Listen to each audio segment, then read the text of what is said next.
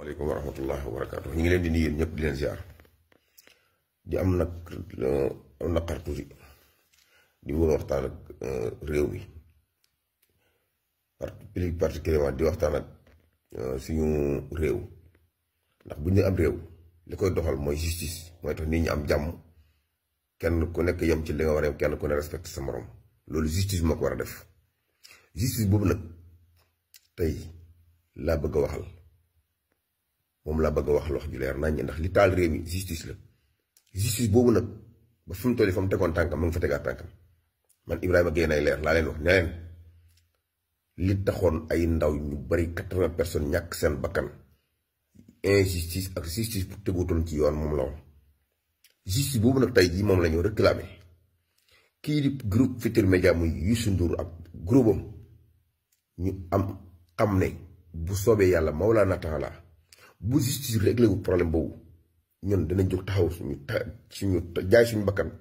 taxaw groupe Futurs Médias taal ko ñu fa taxaw fi bu groupe Futurs Médias attaqué leen ak lu mu ci jël lu mu leen jaral pour ñu taxaw di saaga Ousmane Sonko guddeeg bëccëg te justice réglé wu ko ñun man Ibrahima Gueye nay leer maa jël samay responsabilité dinaa taxaw woote ñu taxaw buntu groupe Futurs Médias jëflante ko moom. man tamit tiens ma ni tey ajuma tey bu ñu naree tee Ibrahima Gueye nay leer. garde à vue ñu teeku tey garde à vue man dinaa ànd ak samay xale ñu dem TFM taal ko tey yow yaa wax man maa wax loolu te dama ko répété waat Ibrahima Gueye loolu la wax man Dieng man dama ne bu ñu ko bàyyiwul ñu teeku ko tey garde à vue mu nar a def weekend fii nii cybercriminalité tey damay woo samay xale ñu dem TFM taal ko te jàkkaarloo doom. asalaamaaleykum sama gars yi maa leen di ziare bu baax a baax di leen jox seen wàccuwaay di leen dalal seen YouTube di leen wax ngeen di abonné ak di like vidéo yi sama gars yi Ibrahima Gueye nay leer xam ngeen ne dégg ngeen wax ji nga xam ne moom la wax ba tax ñu jàpp ko dégg naa ñu ne Bouba Ndour moo ko porté plainte procureur bi tamit daal di auto-saisir mu nekk ñaari cas yoo xam ne moo dal ci kaw. waaye bi loolu amee waa ji ma leen mujjee woon noonu moom tamit génn taxaw ci bunt bi daal di répéter la même chose wax yi nga xam ne moom la Ibrahima Gueye nay leer waxoon moom tamit mu répété ko moom it xaw ma kaawam fu mu mujjee xaw ma jàpp nañ ko xaw ma jàppuñu ko mais man lii nii yëpp li ma koy jàppee mooy xam nga lan la man gars yi dama gëm ni seen yaakaar moo tas ci justice bii ni muy doxee yaakaar bu tas moo waral seen façon réaction yi nga xam ne moom la ñuy amee rafetlu ma nag li nga xam ne moom la ñu wax pour muy leer wax yi nga xam ne moom la ñuy wax di menacer naan dañuy taal wala dañuy attaquer loolu moom vraiment fii laa koy waxee quoi pour muy leer ànduma si d'accorduma si duma ko def te duma ko defloo kenn. dem leen attaqué wala kaa ñu dem attaqué wala dinaa attaqué loolu yëpp pour man maanaam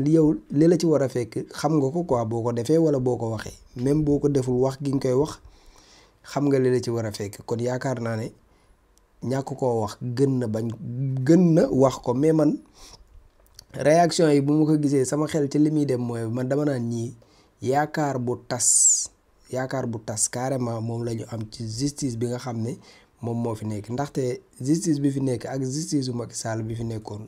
différence bi taxu koo bari noonu de waaw fii dañoo changé procureur bi voilà changé ministre de la justice bi mais à part changement yooyu ministre de la justice ak procureur ana lan moo fi changé waat ñi nekkoon ci poste yeneen yi ñoom ñoo fa nekk ba léegi ñi doon doxal ñooy doxal ba léegi ñi doon defal Macky Sall ay sale boulot ñoom ñoo continuer di fi nekk ba léegi ñi doon jàppe ñoo fi nekk ba léegi ñi doon tëjee ñoo fi nekk ba léegi même les hommes la kon différence bi maanaam taxu ko bari moo tax gis nga doxin bi nga xam ne moom la affaire yi doon doxee jamonoy Macky Sall pour mu waroon a mën a soppeeku il faut que ki nga xam ne moom moo yilif mbir yi il faut que mu am benn taxawaay bu am solo bu muy taxaw ci mbir yi voilà parce que ñun dañoo yàgg joytu ne justice bu am indépendant moom la ñu soxla waaye justice bi ñu soxla pour mu am indépendant mooy justice bi nga xamante ne nii dafa méngoo ak bëgg-bëggu askan bi ndax askan bi li fi nekkoon doyal gi ci doyaloon moo tax ñu jële woon ko fi ba indi fi ñii waaye ñii malheureusement maanaam ñoom man ci ñoom laa gisee parti bu yor pouvoir te amoo benn contrôle ci justice bi ni muy doxee yow daal foofu moom da nga faa lajj carrément maanaam côté justice bi moom yow moom yaa ngi ñëpp ci bokk yam xippee xool nga ci am man fii laa ko gisee la preuve gis ngeen conseil constitutionnel am na ay mbir yu bari yoo xam ne bu ko fa gaa yi yóbbee gaa yi dañ koy rejeté bi ci mujj mooy dama leen bàyyi sax ngeen xool vidéo bi waa ji li muy expliqué ba pare après ñu ñëwaat. mais alinéa 5 bi. moo indi polémique bu bari dama ci mos rek dem pour ñëwaat ci. ayca alinéa n'est-ce pas 5 bi ci article 56 ba léegi. mooy fi ñu doon waxee pour mën a déglu ay magistrats. pour conseil n'est-ce pas pour n'est-ce pas commission d'enquête parlementaire. mën a am possibilité déglu ay magistrats. loolu nag sous réserve la ñu bari dañoo yaakaar ne dañ ko rejeté. kenn rejeté wu ko déedéet kenn rejeté wu ko. conseil constitutionnel rejeté wul lool. nu mu ko def. mooy article 56 bi alinéa 5 xam nga lan la conseil constitutionnel wax. nu mu wax dane maanaam jugé na ne lii dafa conforme ak la constitution. dëppoowul ak moom. dëppoo na. dëppoo na ak waaw dane dëppoo na ak constitution. d'accord waaye sous réserve moom validé na sous réserve léegi sous réserve bi laay toj. ayca xam nga lan la conseil wax ci sous réserve. dane kii xam ne mooy magistrat bi xam ne moom la ñu war a mën a déglu. maanaam comparution am dafa war a nekk de manière volontaire. maanaam foog mu nangu. waaw audition bi dafa war a nekk de manière volontaire moom lay neex su ko neexee du am. tout d'abord waaw. loolu mooy kay kenn du nangu kenn. mu ngi noonu non bokkul ba léegi xam nga ñi ni dañuy jaawale loo xam ne loi daf ko nangu wax loi nanguwul. d'accord est-ce que comprendre nga loi bi nangu na ko. sous réserve léegi sous réserve bi laa lay expliquer nii. ne nit ki maanaam magistrat bi xam nga bu ko nangu loolu lay wax. danaan kenn mënul déglu magistrat. d'accord danaan magistrat mënul dem ci commission d'enquête parlementaire. mais nangu na daal nangu na ne mën naa dem sous réserve moom mu neex ko. ci kaw ci kaw. maanaam sous réserve bi loolu moom lay neex. ba pare beneen mbir. ba léegi ci sous réserve ba léegi de mu xamal la ne. ci enquête bi waroo ko laaj ci dossier boo xam ne dans le passé la wala en cours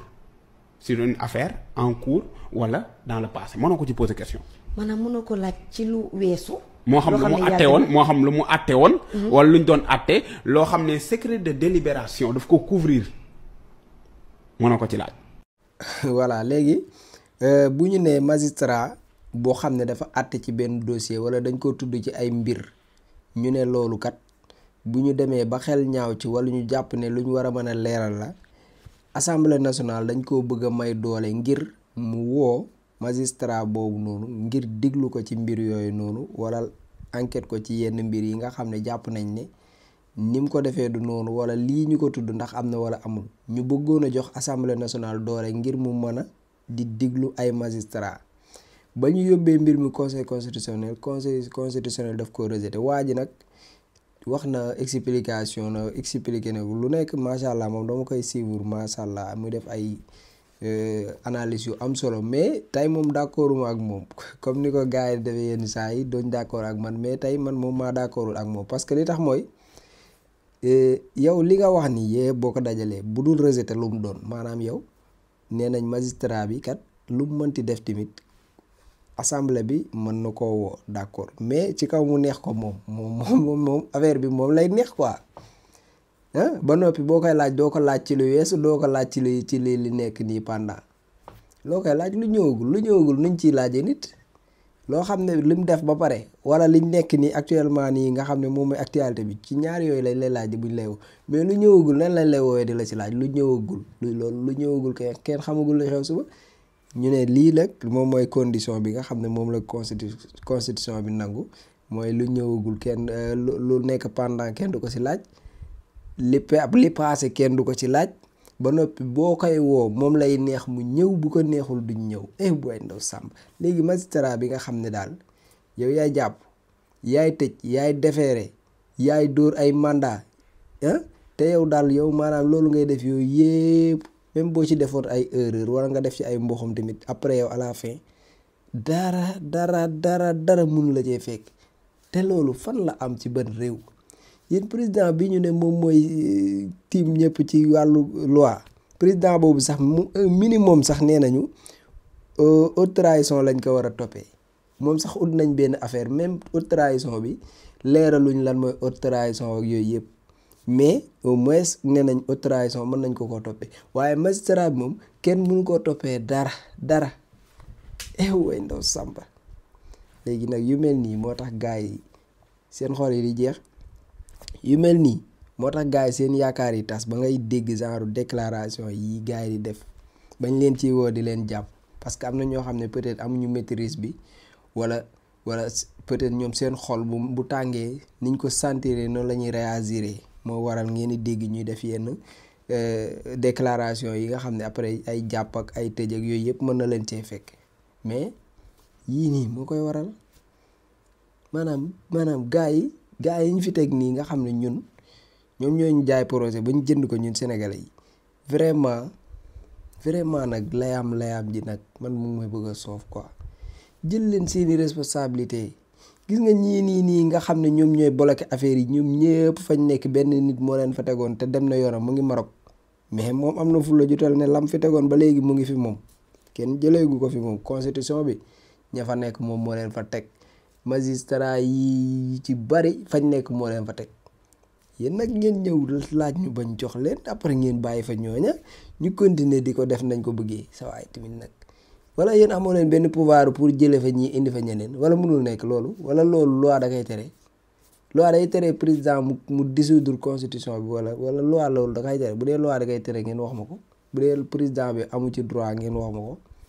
xam naa ne am na ci droit parce que bu dee tamit daa am yoon yu mu war a jaar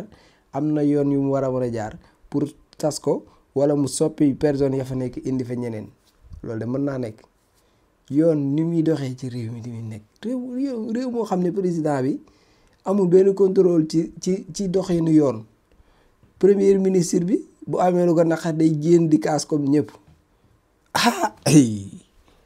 moo tax gars yi di mer di aalu di nekk fii di menacer di def ay affaire mais gars yi man maa leen di ñaan rek ngeen dal quoi ngeen dal ànd leen ak seen xel parce que nag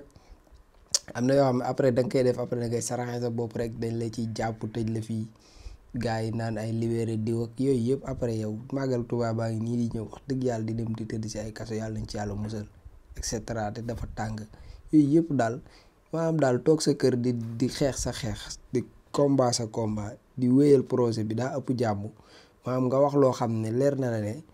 après dañ la si jàpp daal amul sens pour man vraiment dëgg la nag xol yi jeex na dëgg la am ngeen yaakaar bu tas ci ni justice bi di doxee dëgg la am ngeen ay naqar ci ni justice bi di doxee waaye nañu continuer di ko combattre comme niñ ko doon defee ba ñu nekk opposition bi nañu continuer di ko dénoncer nañu continuer di ko fësal di ko wax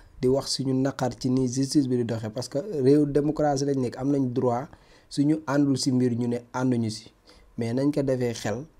te bañ kaa defee xol parce que buñ ko defee xol après duñ ci am luñ ci bëgg te après ay yéeg ak wàcc la si am quoi kon nag nañuy demee xel ci mbir yi rek yàlla baax na quoi peut-être affaire yi dina changer mais pour l'instant nii moom rythme bi ni muy doxee nii mais loolu de yàlla baax na quoi en tout cas daal moom yàlla baax na daal yàlla nañu yàlla defal jàmm rek musal ñu ci yenn yi mais doy na waar trop vraiment doy na waar. El Hadj Diouf est un putschiste. El Hadj Diouf comme dëmm. El Hadj Diouf chef terroriste astafurlah chef voyou. El Hadj Diouf naafeq ay ñi ñoo soxor allahu akbar mu ñu mel ay seex diw mooy diw Diomaye mooy Sonko ku yàpp Diomaye fu mu nekkee Sonko kii di joolaa kii di séeréer El Hadj Diouf seytaane El Hadj Diouf ak mën a yàq der El Hadj Diouf imbécile El Hadj Diouf traître El Hadj Diouf doomu xat El Hadj Diouf doomu haram El Hadj Diouf gémmi ngi fen ba nëpp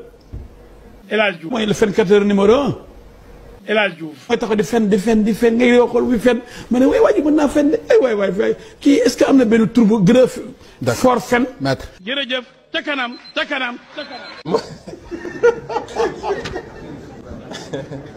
Sëriñ Abdoul Aziz Mbacké di setti jàmbaar ja doomi Cheikh Mouhamadou Lamine juróom-ñaareelu xalifa Cheikhul Khadim ak Cheikh Sidil Mukhtar Mbacké sëriñ bi nag doon ne woon ca maamam fas gu yéeme fas gu baax fas gu doy waar yow mi nekk ci biir réew mi maa nga nekk diaspora bi te yàgg a jëflante sëriñ bi xam nga ko Cheikh sëriñ bi fas gi ana sunu fas gi. bisimilah sëñ buur fas gi mooy fasu néew kattan gi nga xam ne dañ koo jële woon sunu maam ji tedd ja Cheikh Sidil Muxtaar ndax kat dañ koo fekk te Mbàkke Kajoor amoon génn góor gu ñëwoon doon ko tawatum néew kattan sëñ bi fabu fas jox ko ci ginnaaw ba loolu jàllee ci lañ jëlee fas gi suñu maam Cheikh Sidil Muxtaar fas gi nag fasu néew kattan la moo xam nit ki day sëy di gaaw di yegg mbaa sàkkaraam di delluwaat ndax kat wàllu néew kattan day loo xam ne gàllaaj maam day tawat joo xam ne tawat ju doy waar la waaye fas gi waxtu ko nit ki takkee géej naa ko Cheikh Mamadou Lamine Bara takk léegi gis léegi ndax gàllaaju fas kat day gàllaaj gu yéeme ko mën la biirun baarun sa saxit mujj waxaaf janna fa xeeti baat yooyu day baati jet te fas gi moo xaatim bi ñooy ànd xaatim bi duñ ko bëgg di fësal waaye day loo xam ne ñu ngi ko jëlee woon sunu maam ju tedd Cheikh Sidil Muxtaar képp koo xam da nga am jafe-jafe néew kattan moo xam da ngay sëy di gaaw di yegg mbaa sa saakari delluwaat fas gi sax dañuy sartante nit ki bu ko takkee di sëy ndax waxtu bu ko takkee nit ki dana am kattan goo xam ne taw a yegg da koy tekki ngir mën a yegg moom fas gi toog ci gën képp moo koy toj fas la goo xam ne daal képp koo xam ne jël nga ko te nga am jafe-jafe néew kattan na nga xam ni tàqali nga ko moom ba faw ci kattanu yàlla ak dogal ak at yoo mën a am day fasu goo xam ne fas gu yéeme képp koo xam ne dëkk nga Kajoor xam nga ko baax a baax sunu maam Cheikh Sidil Muxtaar fasu néew kattan takk léegi gis léegi toog ci gën képp moo koy toj